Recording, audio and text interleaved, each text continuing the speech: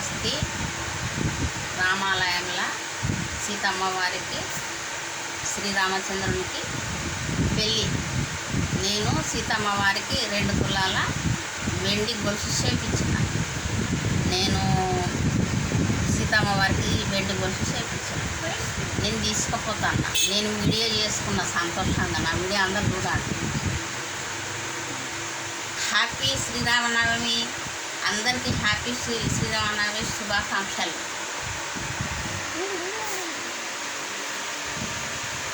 అన్నదా బేట సీతమ్మ వారికి అక్కడ ఉన్న అన్ని దేవతలందరికీ మీరు అందరూ మంచిగా మొక్కుకొని మీరు కూడా అన్ని శుభాలు జరిగేటట్టు దేవుని దగ్గర దీవెనలు తీసుకోండి.